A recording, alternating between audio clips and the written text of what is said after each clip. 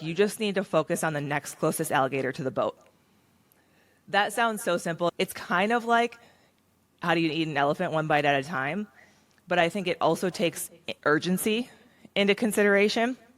Just focus on what you need to do to prepare for that flight that's tomorrow. Stop worrying about your check ride that's 3 weeks from now. Stop worrying about the next block of training. Just dial in and focus your time, your energy, everything on the next thing that's going to kill you.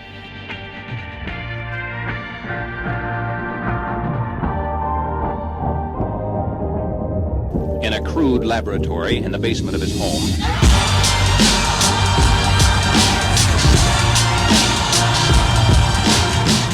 I can always tell how a show's gonna go. Now I'm jinxing myself by what happens in the green room before we go live, but just excited to have you on and get your viewpoint on a bunch of different topics today. Yeah, I'm excited to be here, and I agree. It's nice to kick it off in the green room behind the scenes with some good conversation before we flip the button and hit record. So we did that. Yeah. The worst is, like, every once in a while, and this is, I hate to be like Nick, every once in a while I'll be chatting with someone before we, like, go live. Yep. And, like, they start giving me, like, one-word answers, and I'm like, I start to get a little, like, hand ringy where I'm like, uh-oh. I'm gonna have to pull teeth today, but I'm not worried about that with our conversation. So I wanted to start in a place, and it's something I've heard you talk a little bit about, and I know you've written about it, but I work with a lot of startup founders, entrepreneurs. My industry is insurance, and I work with a lot of business owners in that industry specifically. Yep. And I find that a core differentiator between the businesses that seem to eventually figure things out despite conditions like in the marketplace, right? Mm-hmm. That just seemingly always get through is their ability to make decisions. And, I know from both watching both Top Guns and looking at your content that in your former profession, making decisions and making those decisions rapidly was maybe paramount to the job. So I would love for you to start through this mindset of, like, how are you taught becoming a pilot to make those decisions and being able to operate, moving at a speed that most of us can't even imagine, having your life on the line with every decision, like there are real consequences to your decision-making structure. 100%. So if there's anyone who can make decisions, it's you. So I'd love to just work through your initial thought process on that.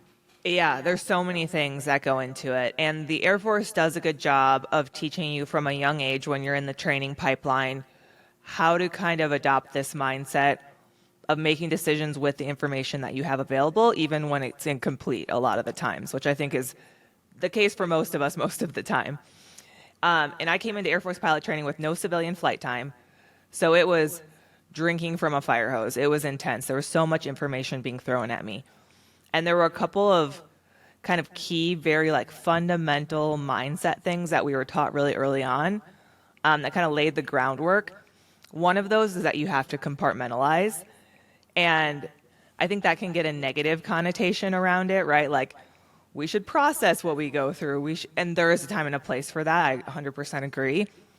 But when you're in the thick of it, when you're flying a fighter jet, for example, at 500 miles an hour, and something goes awry, something goes not as planned, you have to do what you can with that situation and purposely focus on moving forward and the next task that you have to handle.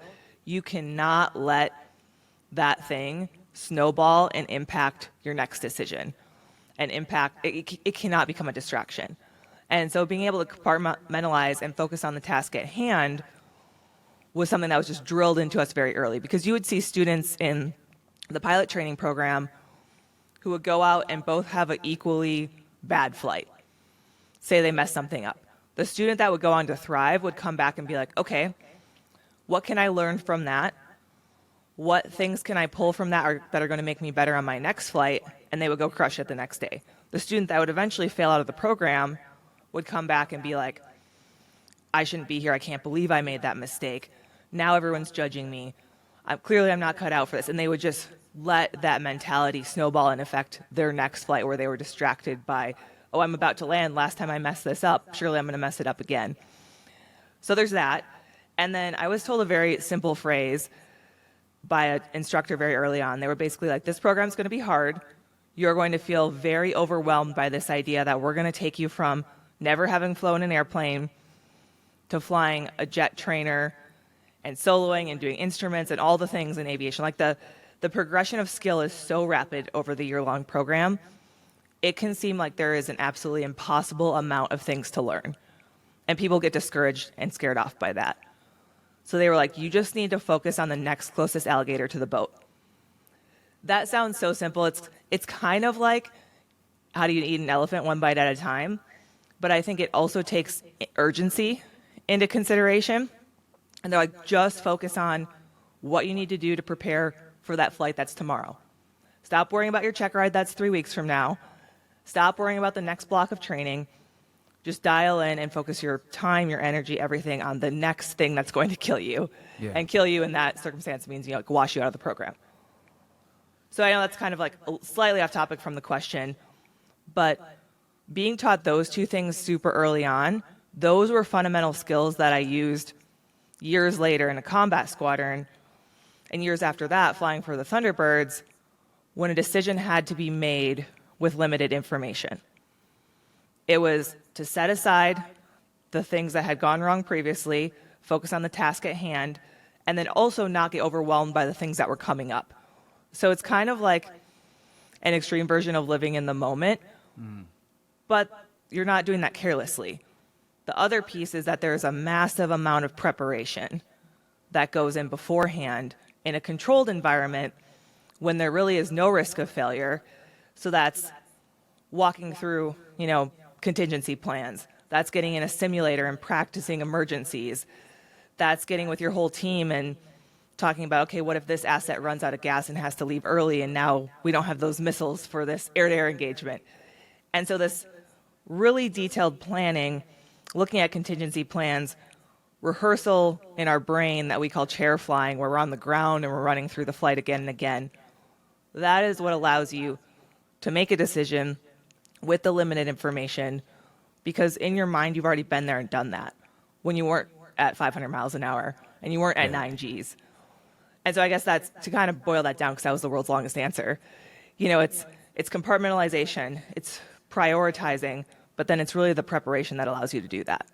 Yeah.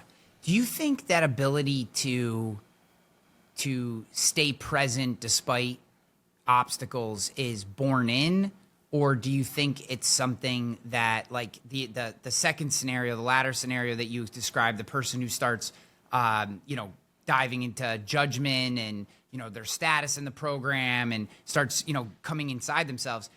Do you think that person can be trained out of that as well? Or is this just something that, like, intrinsically we have this ability to move past these things, or we don't? I think you can definitely be trained into it.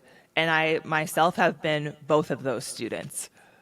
I would say in pilot training, I was the one that was like, okay, this is what I have to do today, study, focus on that. I have a very clear objective, like, let's go. And I did really well in that programming. Fast forward a few years later, now I'm flying an F-16. Things have gotten a lot harder. But I am now the person that's really struggling with self-doubt and imposter syndrome and a feeling like they don't belong there and all of those things. And I mean, the second one is probably 2-3 years later, so I am more experienced. I'm objectively a better aviator at that point. I'm older, I am more mature, and now I am that one struggling with all of those things. And maybe it was just being young and naive and like super goal-driven, like I'm sprinting towards getting this fighter jet, this is my dream. And then I realized a little bit more the nuances and how hard it actually was as I, moved forward in my career. But I have been both, and I also went on that journey back from that second one where I really struggled to eventually go fly for the Thunderbirds. So I think there were peaks and valleys, and now I have a lot of perspective on it where I don't let myself get into that mentality anymore and wallow there. But I think really just being able to zoom out and realize when you're finding yourself in that situation and recognizing that your thoughts are not necessarily facts. That perspective, I call it the 30,000 foot view, right? Because aviation cliches, but being able to like zoom out and be like, oh, okay, I recognize what's happening here. here's the external evidence of what's really going on, and I need to set my feelings of inadequacy aside and focus on the facts. Yeah. So a mentor of mine a long time ago used to say, preparation breeds presence. And his whole philosophy on life was whoever can be the most present in a situation wins, right? Whoever's not, ruminating over the past or projecting out into the future, right? Yep. Who can be there in the moment with the most of themselves, ultimately, most often ends up winning that situation. So outside of, say, just the preparation to get to that point, did you have any personal things that you did to stay present? Any like morning routine type stuff, or meditate or pray or mantras or like journaling, and anything that you did outside of, say, the what the Air Force was teaching you to kind of help keep you more present in those moments, and as you said, like catch yourself when you feel yourself going down that path? Yeah, I wouldn't say it was necessarily a morning routine, but it was more of a broader, like, boundaries I created for myself. Go back to that pilot training time frame. It is very intense, and it's a year long, and that is a long time to operate at max capacity, 12 hours a day, just learning new things constantly. So I kind of set a rule for myself that Saturdays I would hang out with my family, I would go do fun stuff, I would maybe go for like a long run, play with my dog. It was like, okay, shut the books, put away the flashcards. We're going to have a day off. But then Sunday, it was study day to prep for Monday. Yeah. And, forcing myself to do that, even when I always felt like there was more stuff to learn and more stuff that I should be doing, I think allowed me to not burn out. Yeah. And then, fast forward a decade later, it's flying for the Thunderbirds. Again, super intense schedule. We're on the road 240 days a year. You are beating your body up, pulling 9 times the force of gravity multiple times a week. It is very much like being a professional athlete as far as the schedule and the demands just physically. And so this is going to sound kind of funny, but like one of the things that allowed me to de-stress and get through that was finding time to go do my own workouts. Like being beat up in the jet is hard on your body. It's not necessarily good for it.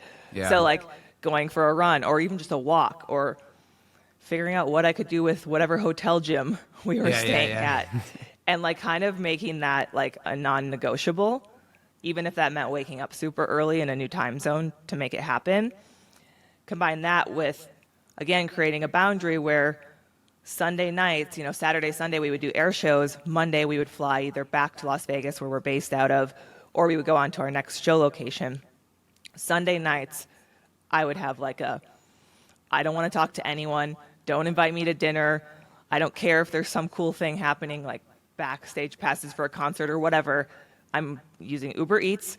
I'm getting a sushi bowl, and I'm sitting in my hotel bed, and I'm eating sushi because when else can you sit in a bed and eat sushi? Yeah. And I'm watching whatever cable TV the hotel has. And so like creating those contracts with myself, even when there are constant demands of things I should be doing to be productive, that became like my lifeline.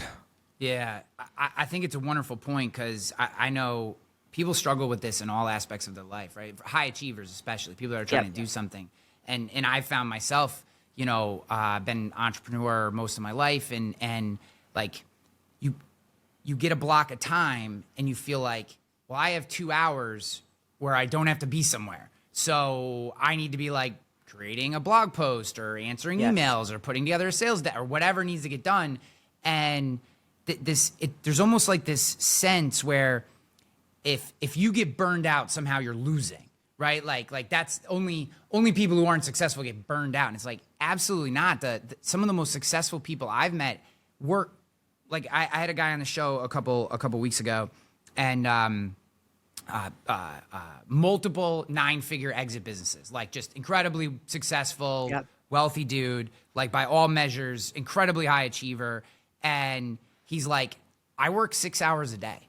He's like, and the reason isn't because I don't want to work. I've found that if once I hit 6 hours, my production quality goes down, my focus goes down, and I'm just kind of doing stuff to do it.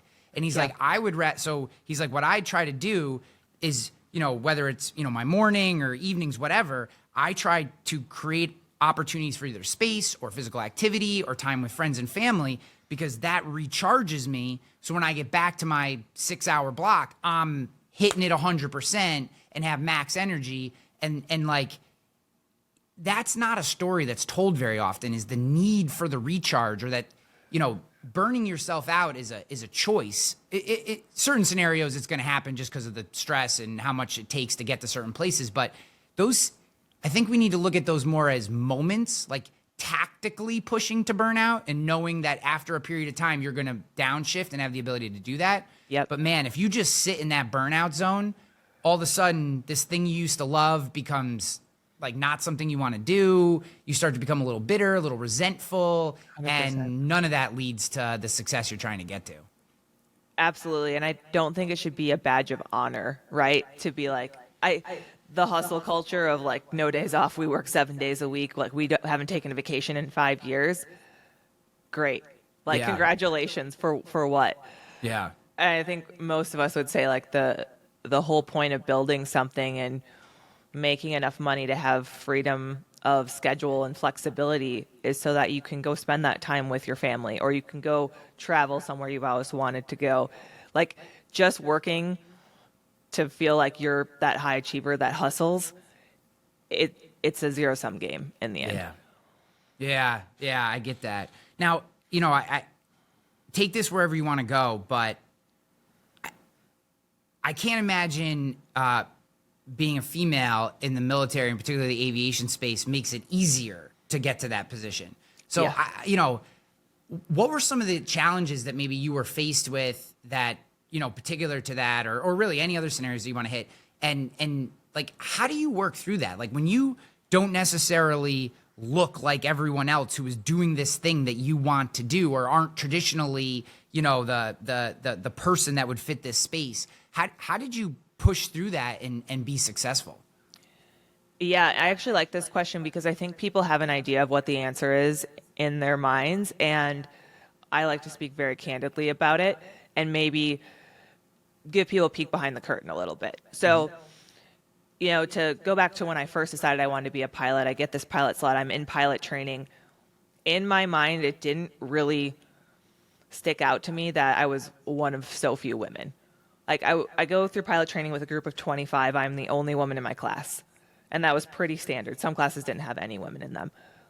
And I don't mind. Like, I'm fine hanging out with the guys. They're my friends. Like, it doesn't bother me. As I get to be more competitive in that world, and it becomes clear that I'm doing well in the program and that I'm actually a contender to get one of the very few fighter jets that will be available to each class. Generally, classes were getting between 1 to 3 fighter aircraft available, and then everyone else is going to fly what we call heavies, like cargo aircraft, air refueling, helicopters. And to be fair, not everyone wants to be a fighter pilot, but a lot of people do. Yeah. And there are always more people that want to do it than spots available. So it's very competitive. Towards the end of the program, it becomes clear that I'm a contender to be the second person in the class. Like, the guy that was first he just killed it. So we all knew, okay, if there's one fighter jet available, it's going to him. It's between myself and one other person for that second spot. We are down to our last check ride in the program, which a check ride is like an airborne test. And those have a lot of weight towards your class ranking, which ultimately decides who gets what aircraft. I am studying with my friend, who I've been in this program for a year with, and he's getting frustrated with the answers he's giving or whatever. We're like doing flashcards and he's struggling with something. And his own frustration, he says, I don't even know why I'm wasting my time. They're just going to give you a fighter to check the box. And that was like the first time anyone had said anything like that to me. Wow. And it was such like a flippant, like, he surely doesn't remember saying that, but I will never forget it, because it was the first time that someone like threw being a woman in that environment in my face in a negative way. Mm-hmm. And I was like, I'm young, I'm not super confident yet. I don't defend myself. I think I just like sit there in silence and then go on with studying. It would be very different now if that situation happened, of course, but I'm like, I don't know, 24, 23 years old, something like that.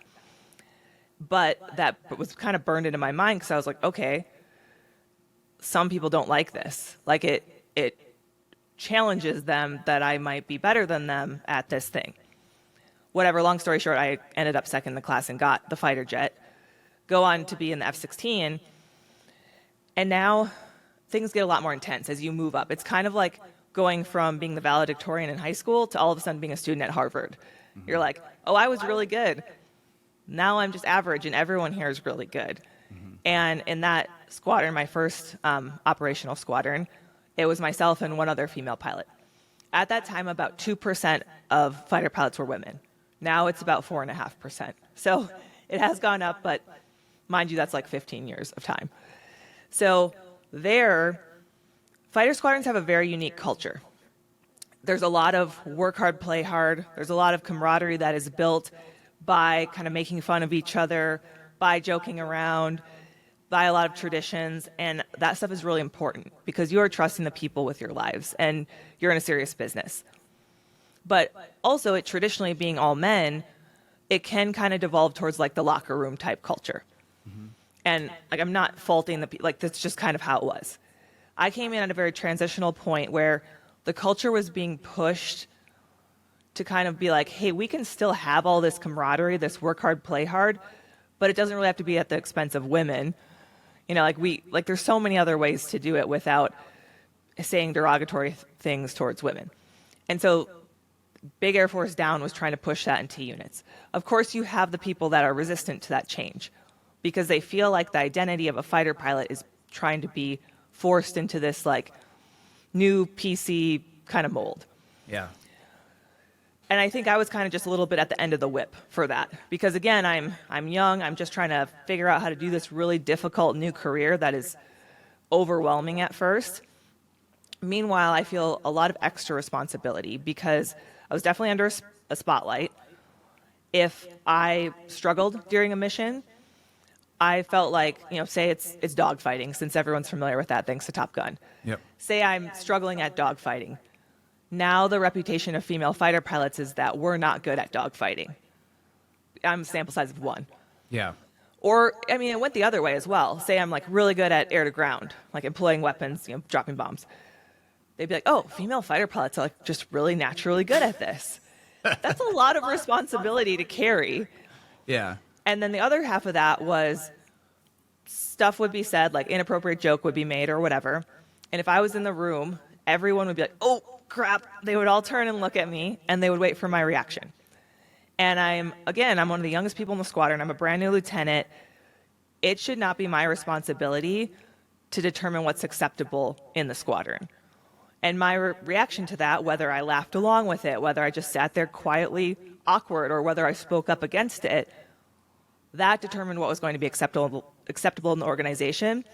And I also felt like that determined what the next woman that came into that unit was going to have to deal with. Mm-hmm. So even if I was okay with something that was being said, or I didn't want to rock the boat, and I was like, okay, I'm going to laugh along with that, even though it makes me uncomfortable, then I would feel guilty later because I knew I was kind of screwing over the next woman that came into the squadron. So it's not this blatant sexism that people imagine. It's not like sabotage. It's not people trying to like sexually assault you around every corner. It was like that, I will say, in the early 90s when combat cockpits first opened to women, to some extent. I've heard horror stories. It is a lot better now, but there are still so many nuances where you feel like you have to walk on eggshells. And I don't think a lot of the guys even realize that it's a thing, and they become more aware of it, and I would never fault any of them. And I wrote about this in my book, and it was like one of the hardest things was, how do I speak candidly about what that experience was like without feeling like I'm throwing my friends under the bus? Yeah. Because these were my friends, or they are my friends. But that's how it was. Could you go back at them and if you went tit for tat with them, would they find it coming back at them? Like, were they looking for you? Were they throwing stuff at you to then see how you would respond? Like, would you come back and, you know, dig them and make things back at them? Or was it more like just kind of launching bombs at you to kind of keep you in your place? I think it was definitely like a we'll give it to you, you give it back to us. Like, that's how the camaraderie is built. Yeah. And that would happen all the time. Like, you would, I think everyone does that in their friend groups, right? Especially guys, like give each other a hard time and you're like, oh yeah, you don't take it personal, you just do it right back.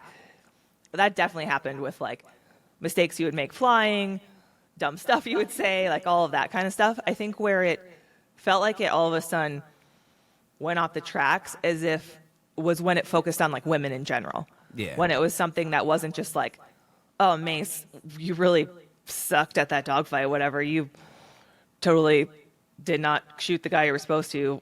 This is like the I know worst. you're PCifying what they're saying to you. It's This probably is a the little worst harsher roleplay than ever. that. Yeah. Like that is expected, and I think it's important because again, that builds that camaraderie. Yeah. But it's different if it's some like sexualization, objectification of women Yeah, in general, and I'm that in the part I room get. and it gets really awkward really quickly. That's just not necessary. Yeah, I know it's funny. You know, I've always struggled with this, like, because I played a lot of sports and different stuff, and like part of the process. And again, I've never been involved in female sports, so I don't know how females react to each other. But like when you join a team, you immediately start pushing on people, right? Like, can I make this joke? You know, like, will they give it? Like, who's going to give it back to me? Who's going to kind of? And it's almost to create a seemingly a little bit of a hierarchy of like who. If I can bust your chops really bad, right? Yeah. Really give it to you good and like hit on something, and you don't cower, you don't you come right back over the top of me and get me. Now it's like, oh, we're good. Now I feel like, Yep. And you're constantly testing each other. And what I found is like, and I had this conversation with a buddy of mine who used to play in the NFL, and we were talking about locker rooms, right? And like the topic of racism came up, and I was like, I've never really understood racism because I always just want to win.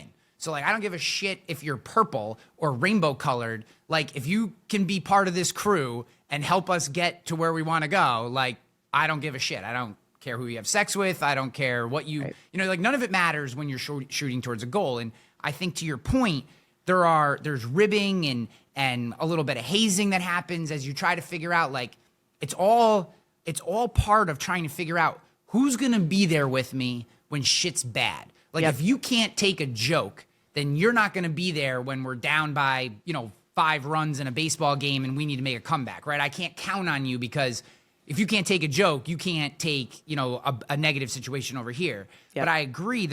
And this was always the thing I think people miss, particularly with locker room talk, is that you also figure out who doesn't get it, right? Like the guy who makes, like, there's a different, like, you can make like black people make fun of white people, you make these different little, and there's like a level where it's fun ribbing to figure out who you are. And then there's that guy who comes in and will make a joke and everyone's head will snap and you'll be like, you don't get what we're doing here. Like, Yeah. that's the inappropriate level. And I think, Yep. and I think some of the differences, and we just haven't figured out how to do this, is in those scenarios, those guys end up getting cut out of the herd, right? The guys who can't who don't understand the line between appropriate and inappropriate, ribbing and pushing and testing, right? Like, they get cut out of the herd and sometimes physically cut out of the herd. And like, I think, and I've heard this from a few other people in the military in particular, I think there's a lot of, like, I think a lot of guys don't know where that line is, particularly when it comes to women. Like, right? Yeah. Like, what can I say? What goes over the line? And I agree with you. Like, you can make fun of someone's hair color or hair length or whatever. They got a new hair. But like, then you start to sexualize them. That's like a whole nother thing. And that Yep. shit doesn't happen in the locker rooms, right? Like, there's some playful shit that happens, whatever. I don't want to get offensive, but we used to say it's cool until it's real, if you understand what I'm saying. But like there is a level in which you don't ultimately want to hurt the person. Like, you're not trying to hurt them. You're just trying to figure out, like, are they going to be there for you? And that is a fine line to walk. And I do think I'm glad to hear that that's starting to change because, at this point in time, and I'm really interested in your take on this. Like, I had a guest on the other day, and he said he has a friend who is a former 3-star general who's retired, and he was talking to him, and he brought the story up, and he said, now this is one of the most precarious times that we've had in a very long time in our country, right? Didn't go into much detail beyond that, but I think we all kind of feel that, Yep. maybe where it falls. But all today, to me, it feels like we just need the best, regardless of who they have sex with, what color they are, what they believe in, what gender they are. Like, we just need the best in the places where we need the best. And we have to be malleable to get to that point. And 100%. I think there's a give and take on both sides, but going after someone at a level that makes them feel like they can't trust you, that's the opposite of what that culture is supposed to create. Yeah, absolutely. And I think that is the goal for everyone. Like, if you were to pull back politics and ideologies and all the things, you're gonna be like, what do you want in our military? Both people would be like, we want them to be the best. Both sides would be like, we want our military to be the best. We want them to be a high-performing team that's really good at executing the mission, whatever that looks like, because that's not always going out and shooting people, right? The military has a lot of different jobs, and we get kind of like pigeonholed into this is just like pure combat capability, which ultimately that is the primary job. But there are so many nuances and different roles that people play. Not everyone is going out and wielding a weapon in a war zone. And everyone needs to understand how their role contributes to the overall mission of doing that. But there are different people with different personalities and different backgrounds and different lived experiences that make them the best for those various roles. Not everyone is a Navy SEAL kicking down doors. Yes. Right? And not everyone is a fighter pilot. And the diversity of thought that comes with different backgrounds is very powerful on a team. And I think anyone in the business world would agree with that. Yeah. But there's also when you want to talk like combat capability, because that's become like so much the focus of like, we're getting rid of all these other things because we just want to be really good at combat capability. Go to Afghanistan, that long-lived conflict. There were a lot of things because of the cultural norms in Afghanistan that women in the military were able to do, interacting with the local population, interacting with other women, that men would not have been able to do. That was not socially acceptable in that culture for a man to, talk to a woman or to search her or whatever it was. And so there are these specific examples where that difference in diversity is extremely beneficial. And we've just kind of been like, nah, that's not a thing.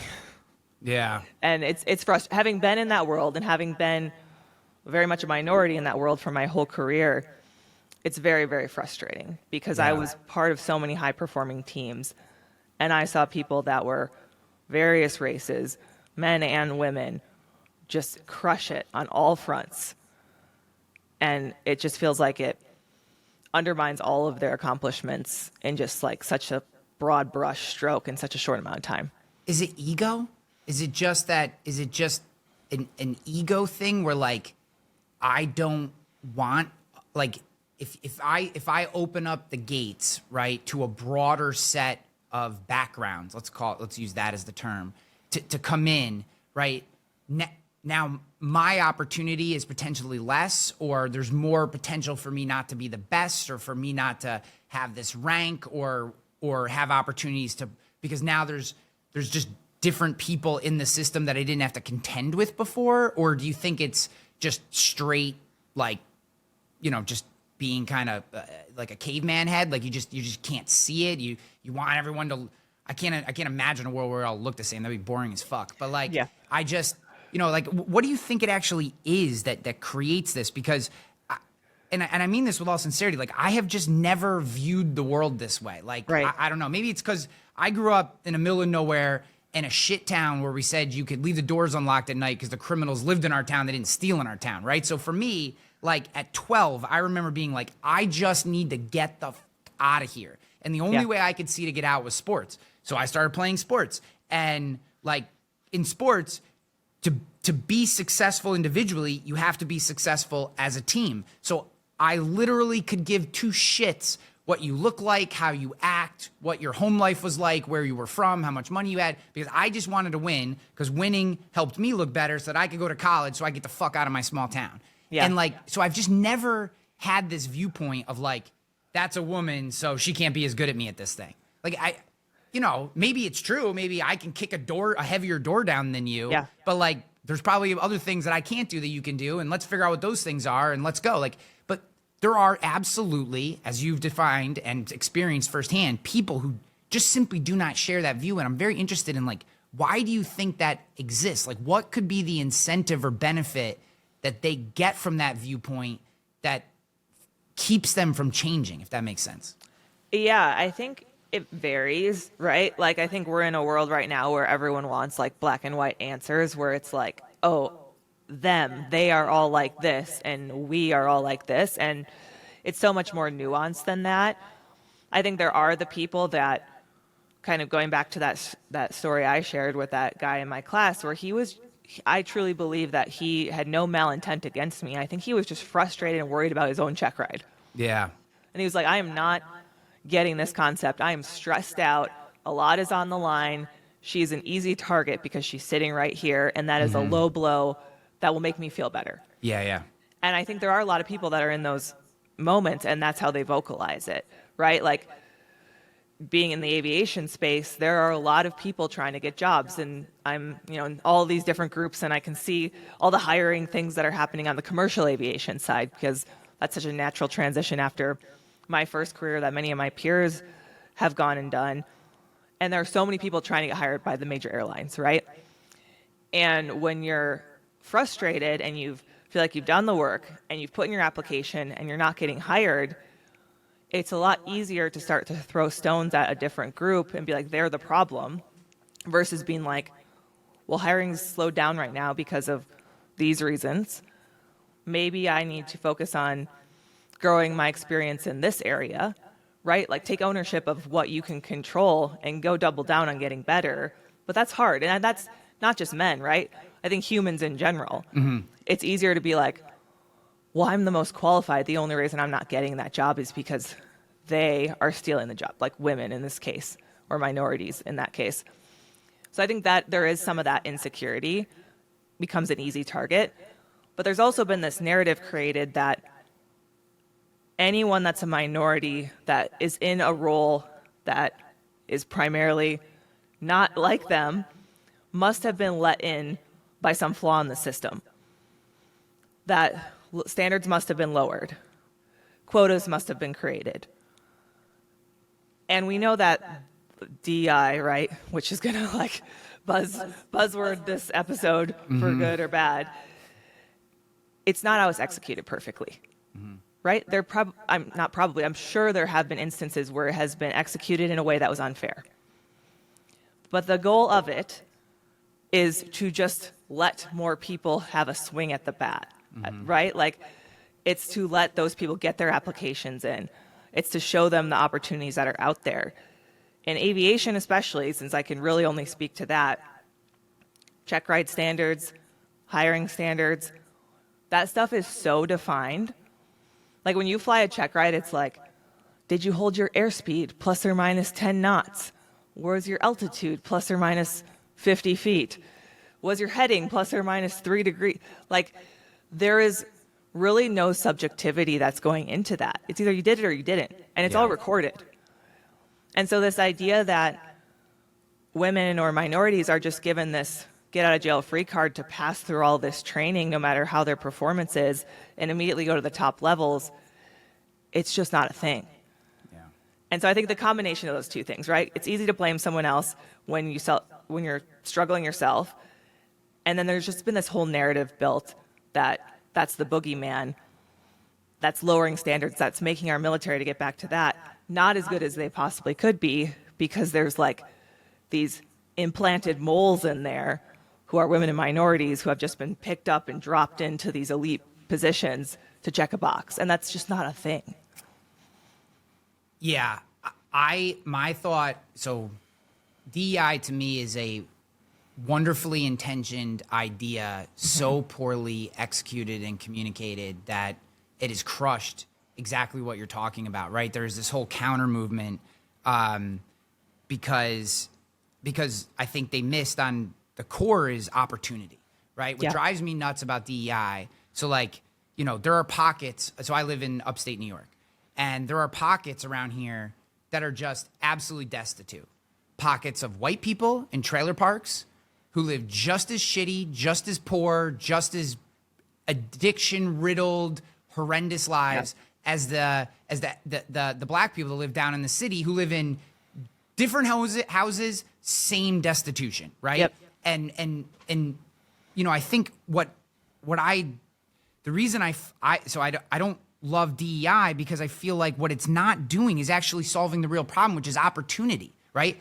You when you say equity, if I'm not as good at you at whatever the skill is, right? That's the defining characteristic, as you just said. Clear, transparent measurables, right? Auditable measurables that you can hold up against. But what happened for, you know, most of our history, and this is the reason DEI was created, was that was true if you looked like this. And then, and even inside of that, for those, you know, for people who came from, say, you know, poor backgrounds like mine, right? Like, I have been the outsider so many times in my life because my parents are poor. And I came from the country, and I went to a high school that was 30 minutes away that was mostly suburban and urban that was way wealthier, right? So, like, I'm a 6'4" white guy, so I'm not trying to pretend like I've been, you know, but I have felt that, like, you're the outsider kind of mentality at a much lower level.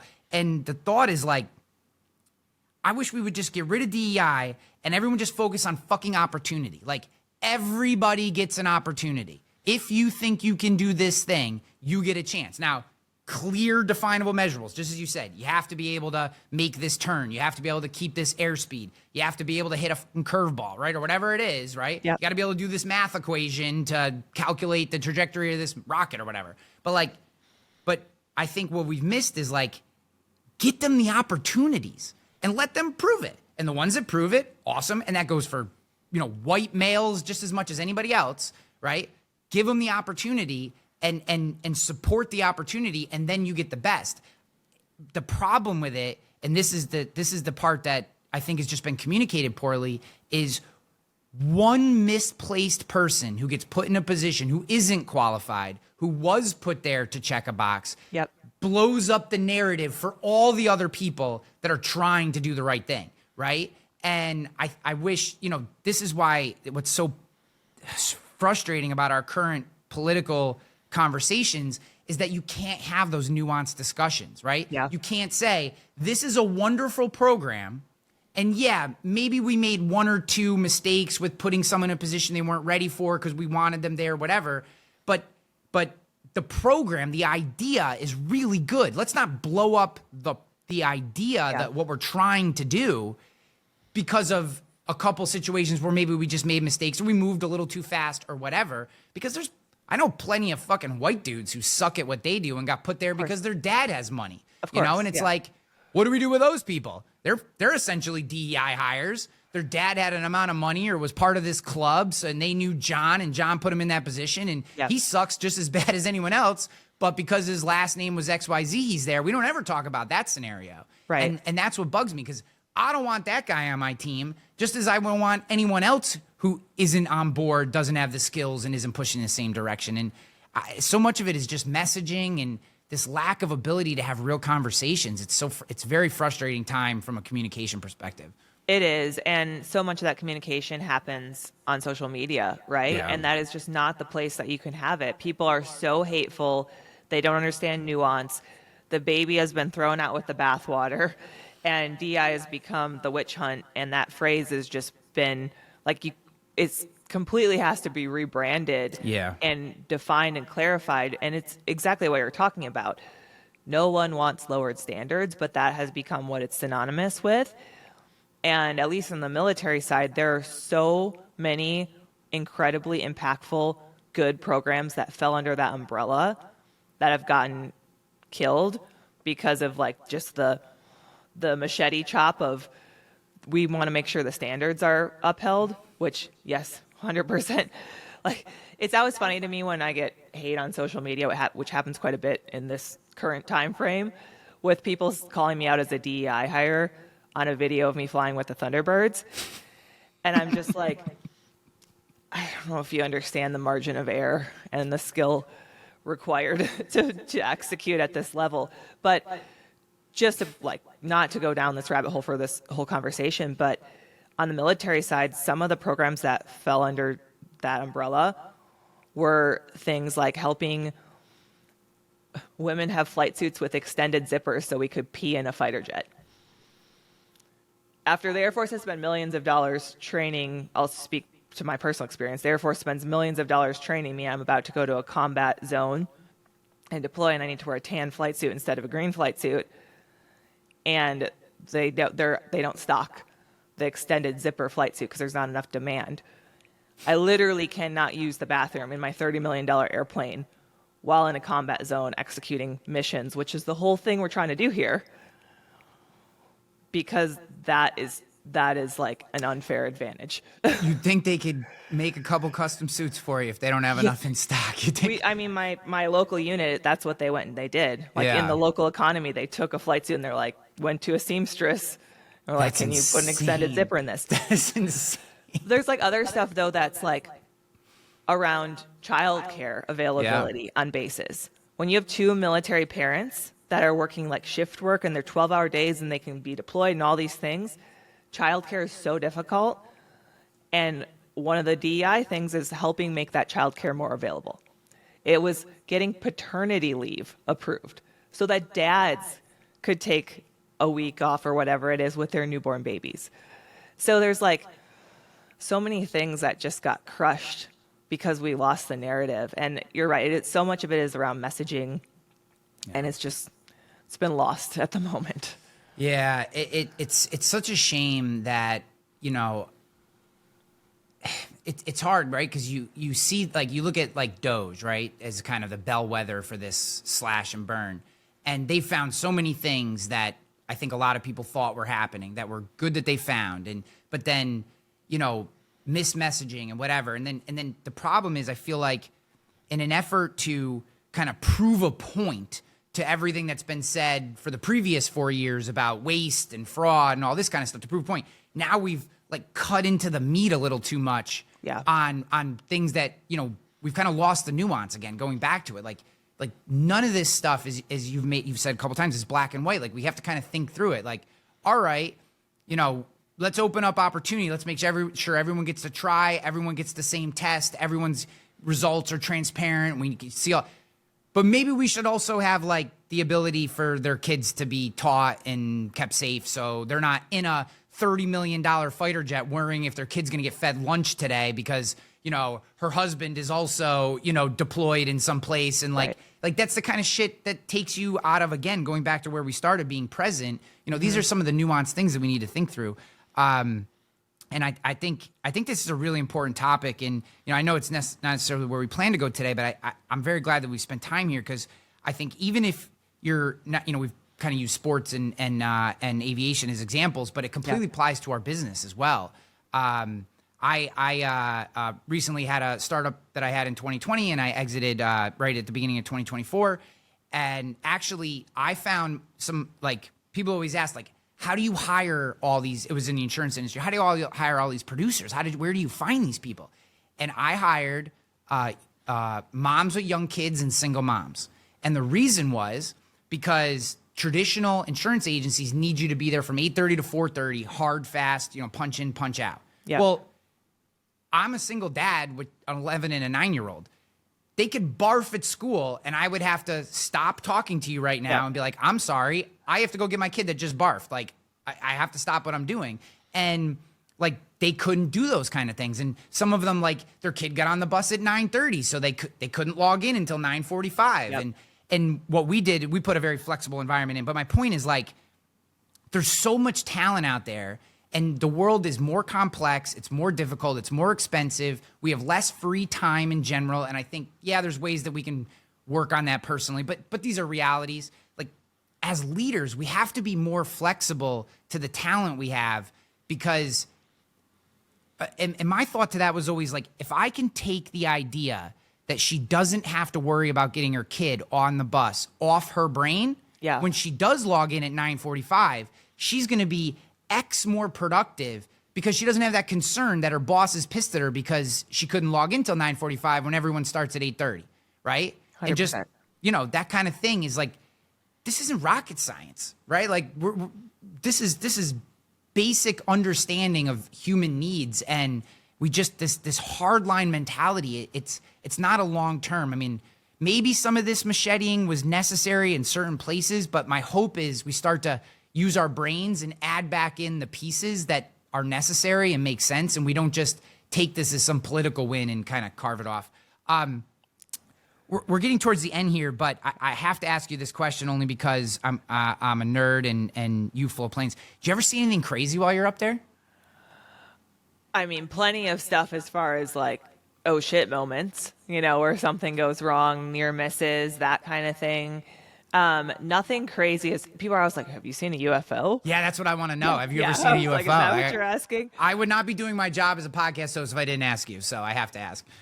I have not seen anything weird like that. I know there are plenty of pilots who have, and I think it's like very refreshing that that stuff's being kind of openly talked about now, and that even like the military, like I think the Navy released some stuff, and like I think we'd be fairly foolish to just draw a line in the sand and be like, this is not possible at all. Why wouldn't we approach that with curiosity, like we do all sorts of science as we learn new things in space and we learn new things. Like there's just so much out there. So, I mean, that would be cool. Maybe someday I'll be looking out my window of Southwest Airlines and be like, did you guys see that? If you, like you said, a lot of aviators in the military, their next natural progression is the commercial space. Like after flying a jet, could you ever fly like a Delta Airbus? Or would that like kill your soul? Well, so I didn't go do that. And part of the reason was I didn't feel like I would necessarily feel super fulfilled. Yeah. But a lot of my friends do that, and a lot of them love it. It gives them a lot of flexibility of like lifestyle because they'll do a couple day trips and then they're home when they're not on a trip. So the schedule compared to being an active duty military is just like, wow, this is amazing. It pays well. You know, I think being a pilot for a major airline is, you know, kind of held with prestige. Like people look up to like, it's kind of like, oh, I'm a doctor. Oh, I'm a captain at United Airlines or whatever. So there's some stuff that people like around that. The retirement's good, the pension's good, all the things. So I think it's kind of a means to an end of creating the lifestyle and the balance that they want. I don't think that they get the same type of fulfillment in the flying itself, especially if they came from a fighter background, because it's just so different. It literally is going from, you know, driving a Corvette on a track to a school bus. So not to like, obviously we need highly trained professionals. Like we look at all the things that are happening right now that are in the news. Like you want the best pilots in those cockpits. Yeah. But I wouldn't say it's the most exciting flight. You are not allowed to go upside down, turns out. Yes. Although if they can make it happen, I might be interested in that as a frequent as a flyer. passenger. Yeah, like if there was like you could check a flight and say we'll go upside down at some point between here and Vegas, and I'd be like, I'm into that today. I'll take that one. No, it's like an upcharge. Right. Still your now dream. You have an incredible book coming out. Before we go, can you just hit us with the high level? We're going to have links to the book coming out soon from the release. Not exactly sure when we drop to when the release is. I know it'll be close. And we'll have links so people can pre-order and all that kind of stuff. But just give us quick on the book. And if people want to learn more, I know on your website and stuff, you have some ways for people to get like bonuses. So just give us a little breakdown on the book. Yeah. So the book comes out September 9th. So this should be out a little bit before that. But good play on going upside down because it's called The Flip Side, How to Invert Your Perspective and Turn Fear into Your Superpower. And we didn't get too much into it today, but I really, really struggled with that internal narrative for a long time while I was a fighter pilot of self-doubt, of the fear of failure, of fear of judgment. So I would kind of avoid opportunities and putting myself out there because those weren't just chances for opportunities, but they were chances to fail in front of everyone. And I was so afraid of that. And so the book takes a story in each chapter, some pretty harrowing stories from the cockpit, but it translates them into actionable tools, mindsets, the things that they taught me, how I came back from those hard times. And it's things that anyone can use in their own life. So this is definitely not written for other pilots. It's not written for other people in the military. It is written for anyone who feels like they've held themselves back a little bit, like they are playing a little bit small and they know they have more potential than they're currently fulfilling, but their fear gets in the way. And so I think it's a really universal message that a lot of people need to hear. And it's just kind of framed around a really unique background and career and experiences that I got to have. Oh, I love that. Well, I appreciate you so much. I'm so glad you came out here and shared. It was a wonderful conversation. And like I said, guys, whether you're watching on YouTube or wherever you're listening, just scroll down. I'll have links to the book. I'll have links to Mace's website and everything. I highly recommend you get into her world, get on the newsletter, etc. I love your perspective. I love the way you approach things, and I'm just so glad that we had you on the show. Awesome. Thanks for having me. And like you said, like this conversation went down a little bit different path than it usually does when I'm just talking about the book, but I think it's an important conversation to have, so I appreciate the time. Absolutely.